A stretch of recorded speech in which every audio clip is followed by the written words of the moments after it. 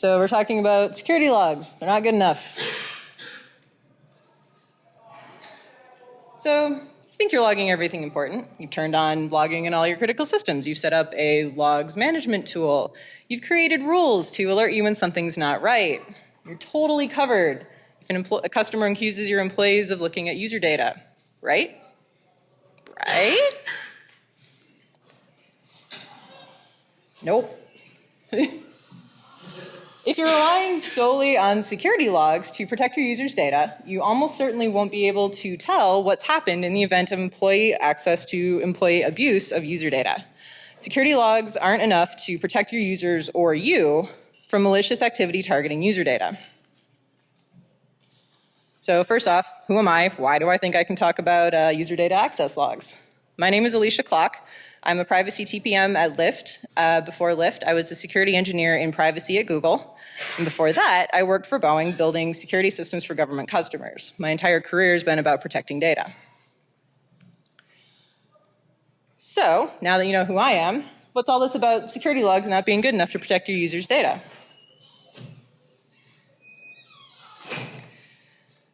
So let's start with the basics. Why do we log anything at all? Anybody? It's 6 o'clock p.m. I'm totally making this an interactive presentation. You got to talk to me here. So why do we log stuff? In case something untoward happens. Yeah. Something untoward happens? Audit. Yeah. Regulations. Yep. Developers left it in. Yeah, so accountability. Yeah, generally speaking, what I'm hearing from a lot of you is we want to provide a record of an event and specifically to aid in future investigations. Broadly speaking, we need to be able, if an investigation is needed, we need to be able to tell what happened. All right, but when I say an event, what does that mean? So I'm assuming y'all being here at DEF CON that you're familiar with security events, but just in case, here's a real quick review. A security event can be broadly defined as an unauthorized access to one or more systems.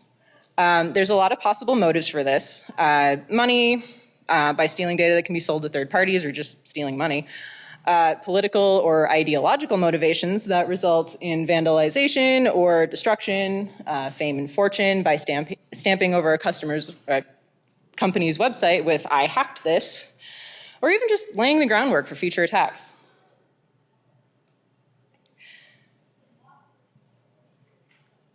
So when you're faced with a security event, you need to know 3 key things: when it happened, where or on what system it happened, and what exactly happened.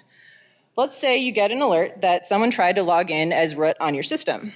When you go to investigate, you need to find out these 3 things: what, when, and where.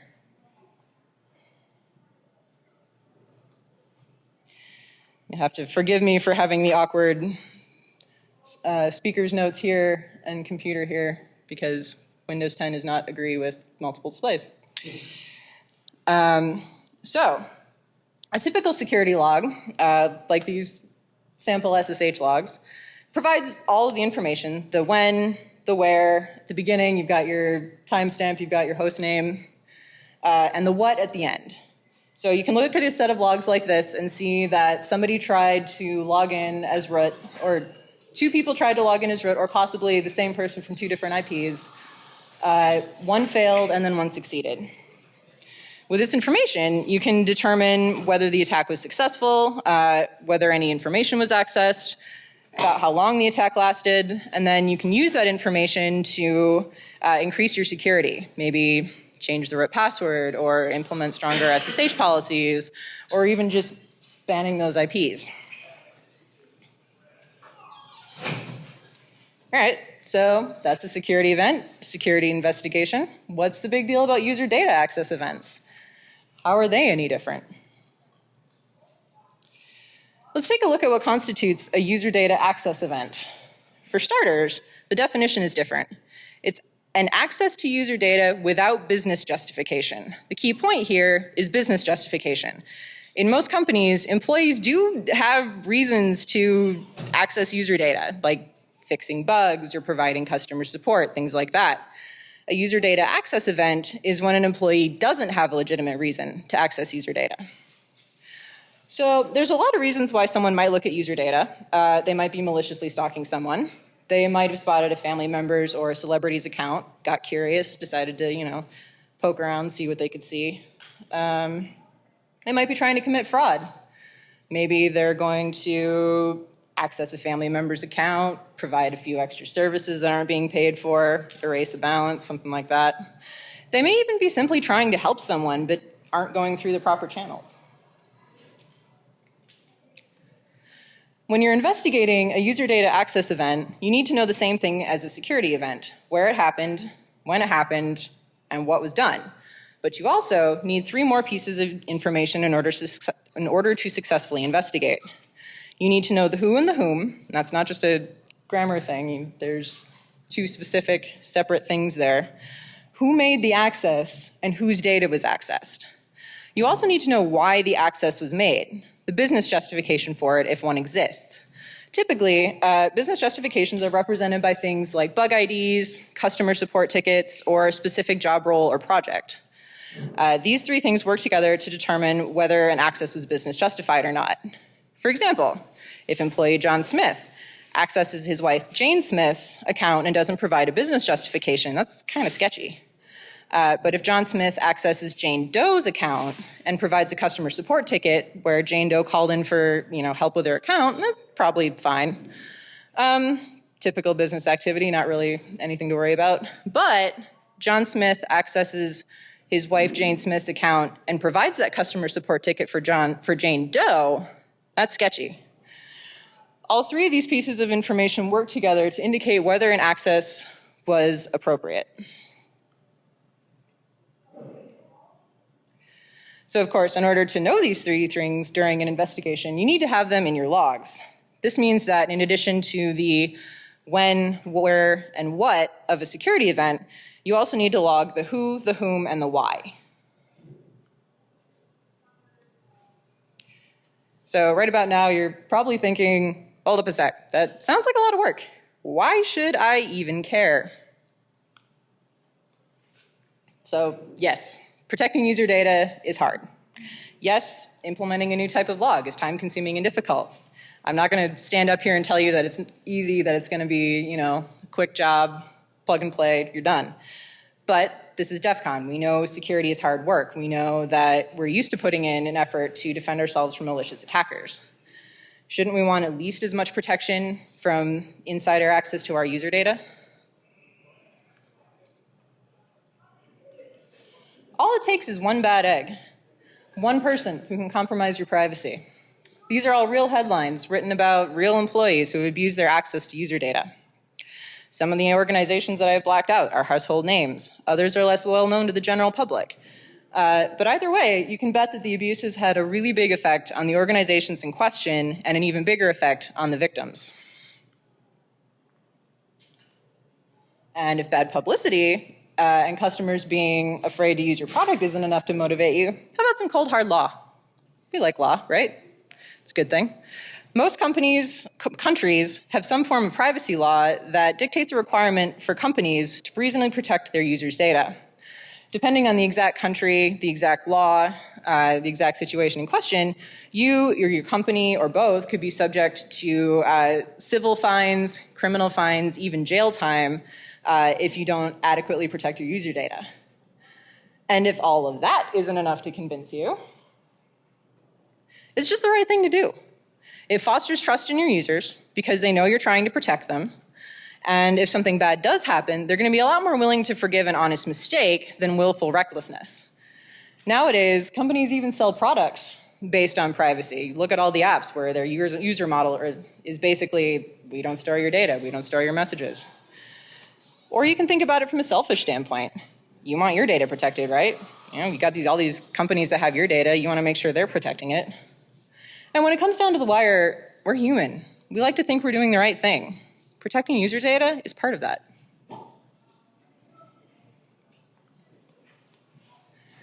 Okay, so protecting user data is good for business, good for users, good for me. All right, we like this. But you might be thinking, all right, I don't have any user data. I'm a simple coupon company, or maybe a news website, or a security vendor. Totally don't have anything. It's all good. Are you sure? Absolutely sure? You probably have user data. It's nearly impossible to conduct business in the modern world without involving user data in some way. Even buying groceries involves user data if you have a store loyalty card. And things that might seem innocuous at first glance, such as, for example, someone's contact list, might turn out to be a treasure trove of information to a malicious user. An abusive husband, for example, spying on his wife, might look at her contacts list and see a women's shelter or a divorce lawyer. That's going to be really bad for her. A curious employee might look at a celebrity's calendar and see multiple appointments with a doctor who specializes in a particularly sensitive medical condition. That employee could sell that information to the tabloids. That's bad for the celebrity. Even a grocery store loyalty card can reveal a frightening amount of information about a person. You may remember there's a famous article from 2012 about a very popular grocery store chain that sent pregnancy-related coupons to a teenage girl before her father knew she was pregnant. He was not happy about that. So take a close look at your business. If you collect any data at all from your users, that's user data, and you need to protect it. All right, so you got user data. You want to protect it. How do you go about actually doing that? I'm scaring everybody away. So before we even get to the logging part of user data protection, we need to start with the people side of things.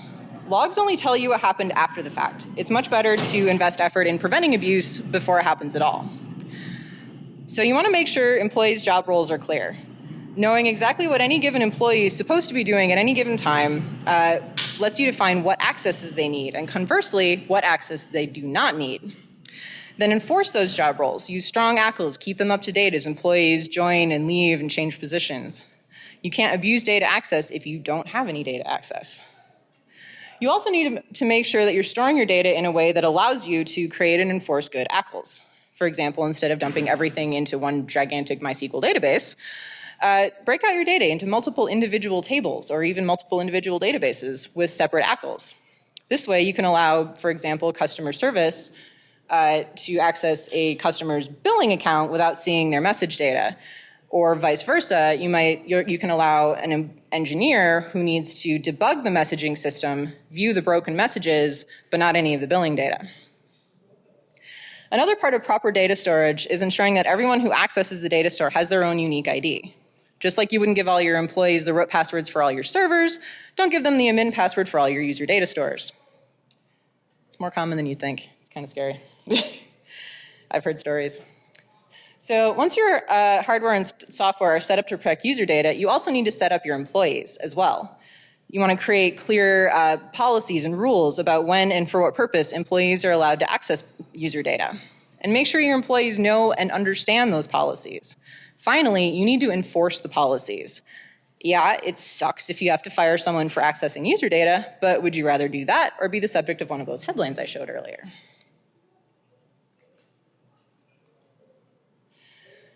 All right, so now once you've implemented the basic data protection mechanisms, you can focus on your logging.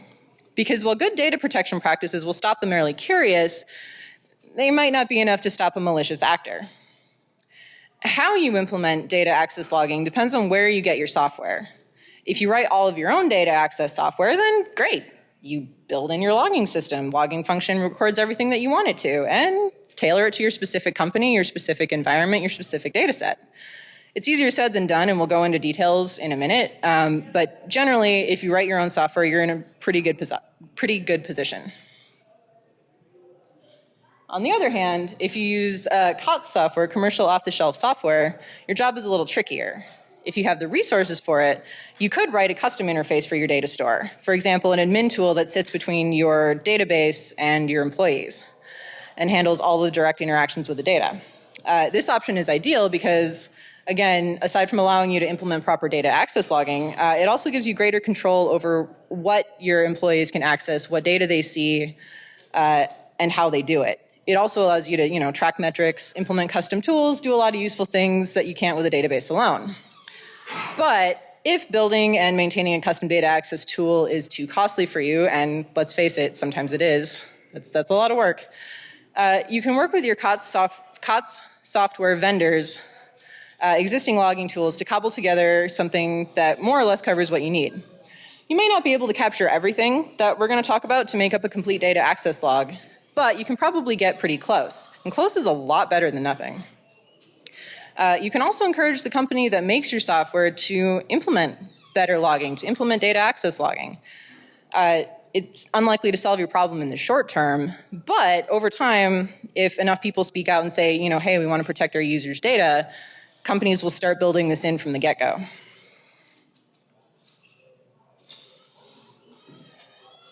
All right, so you're ready to implement data access logging. You need to figure out what your data access log, your DAL, is going to look like. So, reminder, you need to log 6 things: who, whom, what, where, when, and why. Let's cover some of the terminology of DALs to start. First off, we have actors and targets, the who and the whom. The actor is the human performing the data access, the person doing the thing being logged. Each actor gets their own DAL, just like in regular logs. Notably, you shouldn't log when a machine accesses user data. For one, machines are going to be providing all of the services, and you're going to make a bunch of noise to clutter up your logs. For two, machines can't abuse user data. By definition, they only access what you tell them to access, so they're not going to be able to go off and do unauthorized things. You also shouldn't log a user's access to their own data for much the same reasons. Targets, on the other hand, are the subject of the data access. They're the human whose data was looked up. A DAL can have 0 or more targets, which makes a little more sense than it sounds. Let's say an actor searches for John Jacob Jingleheimer Smith, but there is no user in your database with that name.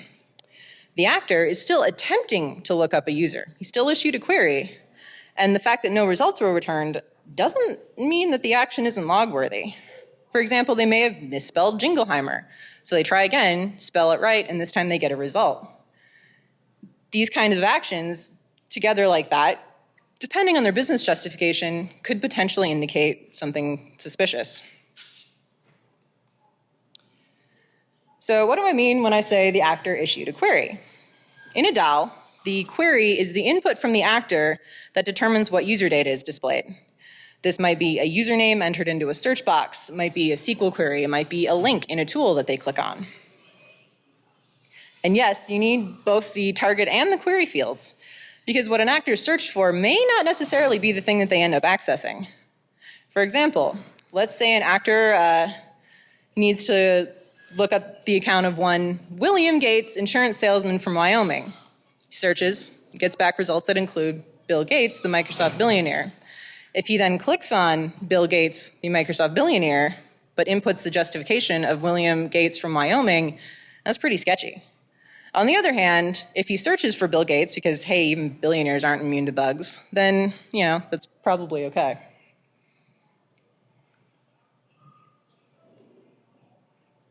Which leads me into, what exactly is a business justification? That is the why of an access attempt. Before looking up a particular user, an actor should be able to provide a concrete reason why they need to look at that user data. In other words, why they can't use anonymous statistics, or maybe a test account, or something else that isn't user data. So like I said earlier, typical justifications include bugs, support tickets, a specific project or task, and specific job roles. Justification by job role isn't ideal, since it makes it much harder to spot when someone in that job role actively abuses their access. But depending on your company and your data situation, it might be the only option that doesn't drive employees in that job role absolutely insane. Business justifications do not include any of these other things over here. And yes, these are all reasons that people have provided for accessing user data.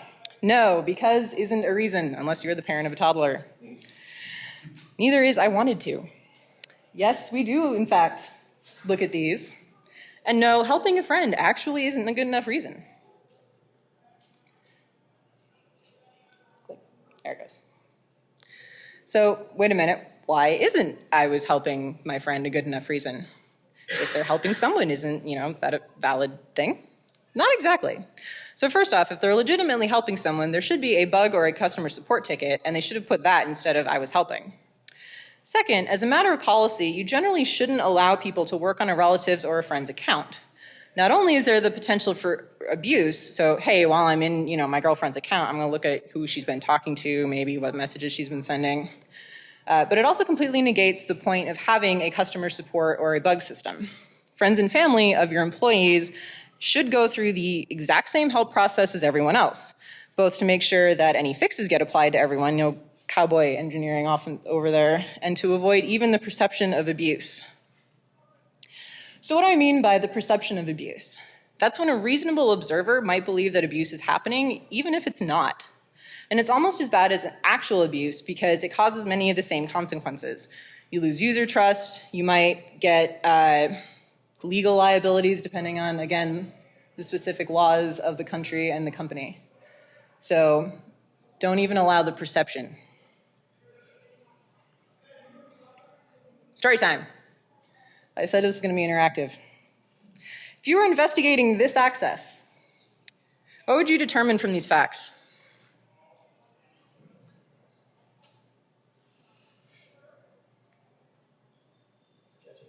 Sketchy? Why? Okay, no bug ID. User developed their query over voice. That wasn't written down. Obviously, it's looking for something that sounds like Smith. Mm-hmm.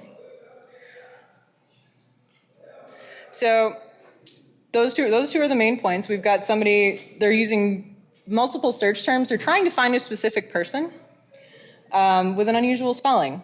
When returning the name didn't work, they looked by email, which returned a user account.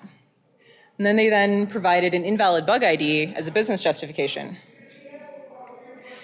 That could be benign. They might have typoed the bug ID. They typoed Jane Smith the first time. But it could indicate that they knew that they shouldn't be searching for her at all. And they provided a fake justification. So this means that you're logging both success and failure? Yes. Yes. And I'll talk about that a little more in a minute. So consider the pieces of information I just gave you here. This is the who, the whom, the what, and the why. Typical security logs would only give you the where, the when, and the what. That wouldn't be enough for you to figure out what was going on here.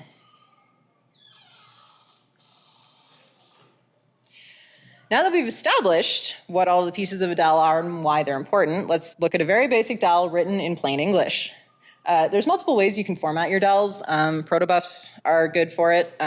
So is XML. You can use a syslog style if you want, just a text string.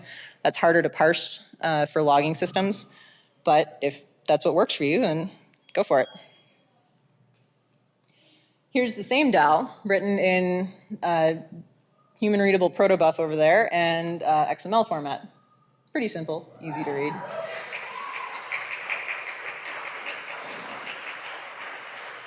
Now let's get complicated. Just like any log, there are endless varieties of user data access logs. So these are some of the more common complications that you'll come across when you're trying to implement user data access logging. First off, front end versus back end. Where should you capture your logs? At the data access front end used by employees or on a central authentication or authorization back end server? While a back end, such as an authentication system has the advantage of being centralized so that you don't have to implement logging in as many places, it's unlikely to have enough information to make a complete DAO. Backends typically don't know anything about queries, about justifications, about any of that. They're just there to respond to requests. A good rule of thumb about logging in general is to log as close to the source of the action as possible, and in the case of user data access events, the source of the event is the actor. So you want to log close to the actor, which means logging in the front end. Multiple targets. Depending on the exact interface used to access user data, you might see any or all of these situations. Incidentally, none of them are wrong or bad. They're all perfectly legitimate ways to access user data, again, depending on the situation, on the system, on what they're trying to do. You just need to make sure you log all the targets accessed by a given query, which is pretty simple. Click. You just use repeated fields. Pretty straightforward. Even in string syslog, comma separated, again, it's a lot harder to parse, but it's doable. So what about multiple tools? That should be the same thing, right? Repeated fields? Probably not. You should log a new record for each actor tool query combination rather than stuffing multiple tools in a single DAL. Why? Because different tools have different purposes. They store data differently, there's different reasons for accessing them, they're going to show data differently, and therefore each actor is going to have a different motivation for using each different tool. For example, an actor looking up someone in an administrative front end that everyone in their job role uses, probably not too suspicious. An actor who normally looks up users in a front end, but then turns around and goes and looks someone up in the database, that's pretty sketchy.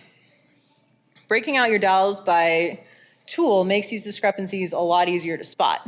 And since each access to user data should have a business justification, you want to make sure to capture the business justification for using that specific tool. If you allow users to provide a blanket justification for multiple accesses using multiple tools, it becomes much easier for them to hide a single malicious access in a sea of benign ones. So how about no query? You might find situations where in your system where an actor is able to access user data without issuing a specific query. So without manually typing something into a search box. You still need to find a way to capture what exactly the actor was trying to look for. Remember, knowing what an actor was trying to see, as well as what they actually looked at, can tell you much more than either piece alone. For mouse-based interactions, the link an actor clicked on is usually enough. It's good stand-in. It's not going to be perfect, but a lot of the times, if you look at it, it'll have data, click on John Doe. Pretty close. In cases where a tool automatically supplies user data without a specific query by user, you should probably first look at why your tool does that. Can you modify it to only display user data when an actor specifically requests it? If that doesn't make sense for your tool, then investigate ways to have the tool itself supply the query to the DAL along with the data. So if it's a bug report, you can log the bug ID as the query or perhaps the ID of the user who filed the bug. Sometimes you'll find that a tool displays user data even though it's not needed for the thing that they're doing. It's just there. For example, your customer support system might show a user's purchase history and billing information even if they're just calling in for a password reset. Or your database is structured so that it is faster and easier to pull all of a user's data instead of the one little subset that the actor needs. In those cases, rather than trying to log around the problem, you should look at why your systems behave that way and try and restructure them so that they're only supplying data when it is specifically requested. No business justification. The business justification is very often the hardest part of a DAL to capture. You can get the other 5 parts by just recording what is going on in the system, the bits and bytes flowing across the wire. But the business justification comes from the actor. The moment you put a human in the equation, you're dealing with a whole new set of problems than when you're just, yanking data off the wire. The most obvious problem is that your tool might not have anywhere to enter a business justification. If you haven't been logging DALs yet, you don't have it set up yet. If you build your own tool, you can easily remedy this by adding in a little text box that a user has to fill out with a business justification before they can click search. However, this leads to the second potential problem, which is that the employees aren't going to like this. It's time consuming, it's frustrating, they have to go look up a bug number, they have to type in a bug number. What are my notes doing? All right, sorry. This isn't an easy problem to solve. Yes, you are giving up a little bit of employee convenience in order to make a lot of gains in user data protection. You can solve this with user education, work with your employees to teach them why it's worth it. Or if your systems allow it, just remove the manual aspect altogether and again, program the tool to automatically enter the justification for them so they don't ever have to do it. What happens if there is no easily available clear justification? For example, frontline customer support reps might take dozens of calls from users an hour. They don't have time to open a new support ticket for each one. You could require them to do it anyway. It would suck. It'd slow down your customer support by a lot. You could allow them to all use a single blanket justification like customer call. You could just allow them to use no justification. In those cases, it's really kind of up to you to look at your system, look at the accesses, look at the risk, and weigh what's the best thing to do there.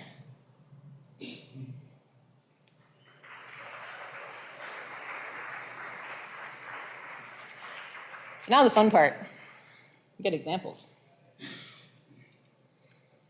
So first, quick disclaimer, these are all fictional.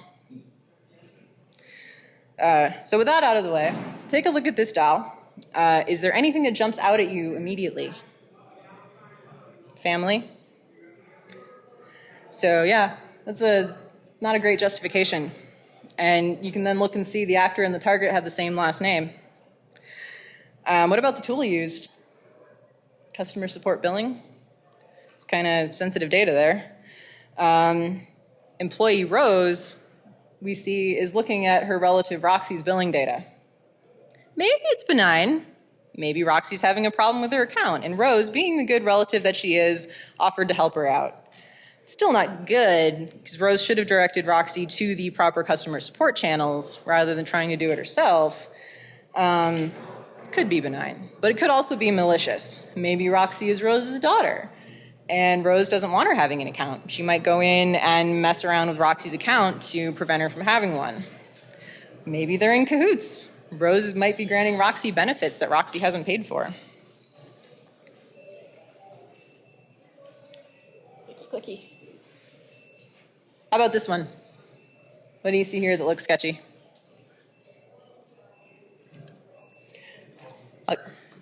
Targets. I'll give you an extra hint because this one's not obvious. The bug number is not me being lazy when I made up data for this slide. Yeah.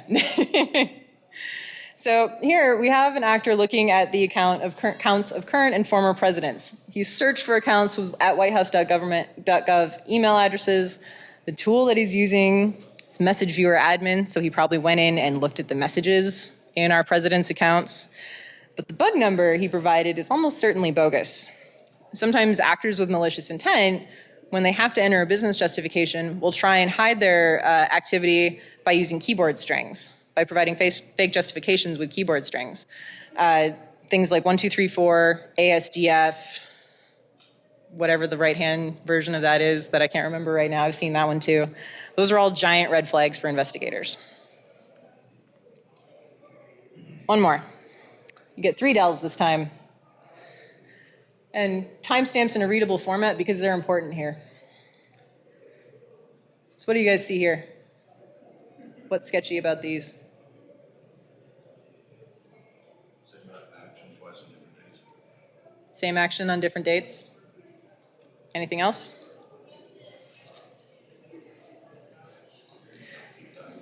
Account deep dive. The combination of repeated accesses over a long period of time is pretty suspicious. We've also got the automatic customer support justification, which doesn't provide a lot of information, and they're using this account deep dive tool. I talked earlier about setting automatic justifications for some job roles. This is why it's not a real great idea. You can't really tell here if Romeo is working on a particularly long-standing customer support ticket or if he's actively stalking Juliet. So cases like this are where your investigation team's expertise and knowledge will come into play. For example, an investigator might be able to dig up a customer support ticket for each of those events, which would indicate a business justification. Alternatively, they might know that Romeo's coworkers almost never use the account deep dive tool, and they might check Romeo's history, and they see that he only uses it to access Juliet. It's a big red flag. So what's this about an investigation team? Where did this come from? So what's the point of logging all of this data if no one's looking at it? Now when the slide clicks over, there it goes. Now that you have your user data access logs, you need a team dedicated to investigating the events generated by these logs. This could be its own team adjacent to your existing SOC if you have the resources, or you could include it in your SOC's regular duties. There's quite a bit of overlap between a typical security event investigator and a data access event investigator. The log sources are different, but otherwise it's much the same skill set and tools. You also need to make sure that the investigation team has legal support. Security events are typically caused by people outside your organization. Maybe in a few really high-profile cases there might be legal action taken, but for the most part it's going to be handled internally. There's no external legal ramifications. User data access events, however, come from your own employees. Depending on the consequences you lay out in your user data access policy, you may find yourself firing people for abuse or taking other employment-related actions. You need to have a legal support team to make sure that you're doing everything by the book. Just like with security logs and security events, you'll want to set up an automatic logs parsing system, a logs analysis system to help your investigation team sort out the sketchy from the benign. This isn't a complete list. Exactly what you look for is going to depend on your organization, on the type of user data you collect, on what resources you have to investigate. And not all accesses that match one or more of these are going to necessarily be malicious. But they're a good start, and your investigation team will be able to develop new rules, more precise rules over time. So that's a lot. That was a lot of information. TLDR. Basically, if you have user data in your systems, and you almost certainly do, you need to make sure that it is protected. But typical security logs don't capture nearly enough information to investigate potential access abuse events.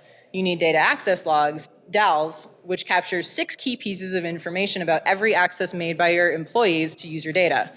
The who made the access, whom, whose data was accessed, what data was accessed, where, which is what tool or system was used, when the access occurred, and why, which is the business justification for the access.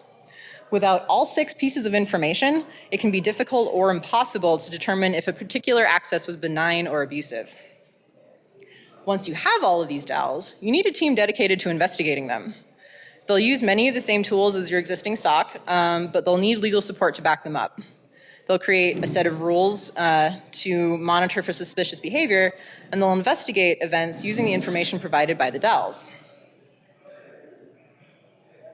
Data access logging sounds complicated, sounds like hard work. It is hard work.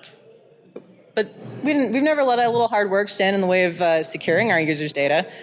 So why would we let it stand in the way of making sure our users' data is protected? By protecting your users' data, you're keeping your headlines positive, you're earning your users' trust, and above all, you're protecting your users. Questions? You mentioned before data classification, that you're protecting the right data. Mm-hmm. Do you have any experience, and if so, what are your opinions of use of DLP systems to automatically classify data? I don't have any experience with DLP systems, so it would probably depend on exactly what you're doing, what data you are collecting, and how much risk you're willing to accept. So, well, say for example, a cover down to the younger info. Okay. We would have specific data having to do with the person's treatment development. They could key off those keywords. Mm-hmm. Giving that idea. Potentially. You need to make sure that you aren't either breaching HIPAA yourself in the way that you are implementing the logging, or also you're not abusing your employees' right to privacy when you're doing this. Any others? Do you have any recommendations on what happens when you're asking the people to monitor themselves? Like, if I have to write the software, I have to write the logs, I can just not log myself or something. Malicious is Good change management. A large enough team that not one person is responsible for everything. It's a lot harder to slip something by if you have to have your code reviewed, for example, or if there's multiple people working on a system. or even if you just have multiple people watching the logs, because somebody's going to notice. It's basically who watches the watchers situation, and you have to just make sure that you have enough people that no single person is doing all of one job. Yep. What's the quality of like machine learning tools that analyze these logs? Because I can't imagine you're scanning through. You didn't mention anything about that. Because machine learning is still relatively in its infancy here. You can use it. Again, you want to be careful that you're not generating a lot of noise, and that's the hard thing, especially when you're just implementing a user data access logging. There's going to be a lot of noise because you're still figuring out what data you have, how people use it, what are typical use patterns. And so in my experience, it hasn't been that helpful yet because we're still figuring out like where to start the machine learning off. It probably, as we develop it more, it'll be a really useful tool because then that way no one single like log watcher, event analyst has to try and keep all of this in their head. Like the machine can say, hey, you know, the last 30 accesses by this one person were made using the customer support billing tool, and they made 2 with the user admin pro deep dive. You know, that's harder for a human to spot, but easy for a machine to spot. So just as we develop, as we get a better understanding of what the rules, we know what security logs should be, you know, things to log for, to watch for in those logs. We're still learning what that is in privacy logs. Anybody else? A quick question for you. So we know people use things like Splunk and whatnot to analyze the logs. Maybe 2 things that you can address. What might be the best format for the developers to write for the logs? And also, if there have been some templates that develop things that you should search for, spotlights, trends, whatnot. So they were asking what templates and what kinds of strings to search for. So that was, let me hop back a few slides here. Oops.